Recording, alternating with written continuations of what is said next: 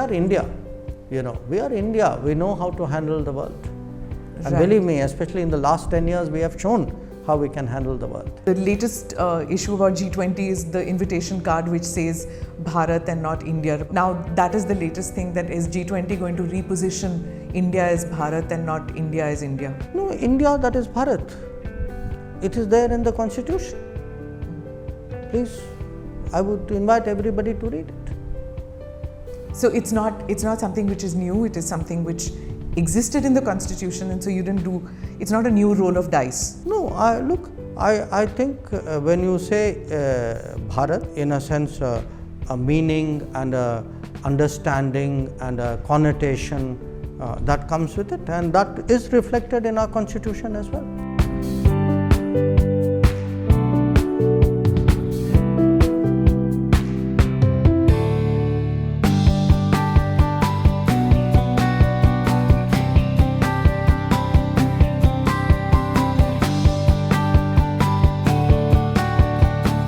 Whether the fact that President Putin and President Xi are not going to be present at the New Delhi meet, has that cast a shadow on the summit?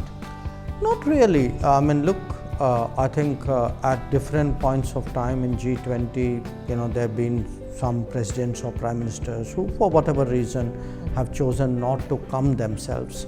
But that country and that country's position is obviously reflected by whoever is the representative on that occasion. And what will India see as the host? What will India see as a win-win situation? Well, I don't think it's just a matter of India seeing something. Today, the expectations of the world are very high in terms of what the G20 is able to produce, and produce in terms of meeting the challenges of the world. So if you were to go to Africa, you go to Latin America, go to parts of Asia, go to the Caribbean, go to the Pacific, everybody is today saying, okay, I have a certain set of issues. I have a debt problem, I have a trade problem, I have a health access problem, I have a green development resourcing problem. So what will the G20 do for me? So the world is waiting.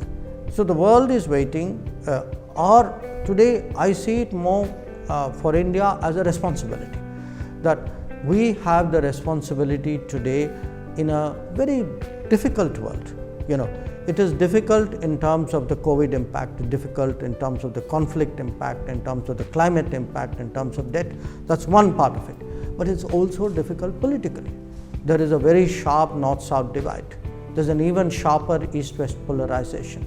So how do you bring people together? No other G20 presidency made an effort to get together the developing countries who are not on the table and say, please come sit with us, tell us what are your concerns, and we will distill those concerns and place it before the G20. Let me hark back on the non-aligned movement period, when we were considered absolutely, not leaning, and if at all leaning, then more towards the Soviet bloc, the former Soviet bloc. Do they see us leaning more towards the US now? No, I hate to confirm to you that you are being old-fashioned here.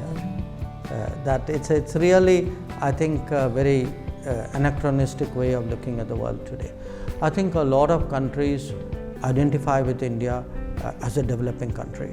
A lot of countries identify with India as a democracy. Many identify with India saying, okay, it's a pluralistic country, we see many institutional, cultural similarities. So different people in the world identify with us. But do understand this point. G20 is not the arena for power politics. I accept, I'm very, very conscious that diplomacy and international relations is a very competitive exercise. But even in diplomacy, there are occasions when you are competitive, there are occasions when you are cooperative.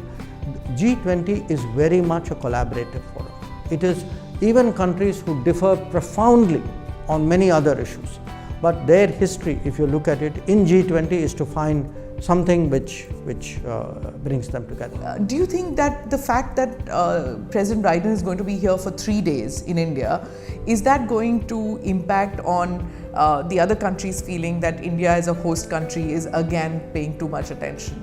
No, I just think you're going on a wrong track here. I think you will see that everybody will come in smoothly. Nobody will have to wait for anybody else. For us, the G20 is a collective exercise. We will deal with it. The summit meetings used to be done in a very quiet manner, very classy manner in Vigyan Bhavan, in Lutyens, Delhi, and now the BJP has made this into this big thing, not sticking to one city, going to several cities. Whose plan was this? Prime Minister felt, and all of us have worked in that direction, that the G20 is something which should be treated as a national endeavor, that different parts of India must have a sense of participation, and that this is something which has been truly, I would say, non-partisan. If you look actually at the G20 events, a lot of it were held in states which are not ruled by BJP governments. They're ruled by governments in the opposition. The mindset is a more democratic mindset, a mindset where you feel it should not be a small clique in one city which controls everything, so it is by me, for me, about me, which we felt was the way it has happened in the past. So, and in that sense, the whole idea is to democratize the G20, to make it much more participative, to give different cities, different states, different professions and generations a sense of participation and ownership. So one part of, and this is not restricted to the G20. It is a larger mindset. I mean, it could be in terms of today how you elect or select your political leaders. It could be about how economic benefits and social benefits are given. It could be about educational access, health access. I think the country in the last 10 years has become much more democratized. It isn't in the capital, it isn't only in the metropolitan cities, it isn't only even in the big cities. You've taken it out. You've taken out anything good which has happened in this country has been taken out to the entirety of this country. The opposition says that you have lost focus on our neighborhood. Even though you have a neighborhood first policy, relations with Pakistan has taken a downturn. China, you yourself said we have abnormal relations. Has focus shifted by us looking at the big picture? So why don't you ask people in Sri Lanka? What do they think about the neighborhood? Why don't you ask people in Bangladesh? Why don't you ask people in Bhutan and Nepal? Do they feel that today India is doing more? Is India more reliable? Is India more relevant? You will get a very different answer. Now, if somebody says that the proof of a good foreign policy is to carry on with Pakistan as though a big terrorist strike hasn't happened and that's par for the course, then I'm sorry, they have a different worldview. That's not the kind of neighborhood first policy that we are running. And at the G20, you will be speaking about the neighborhood too? No, the G20 is about global. Look, do understand, the G20 is not an international peace and security forum. The G20 is about global growth and development. So we will be taking a global economic sort of perspective.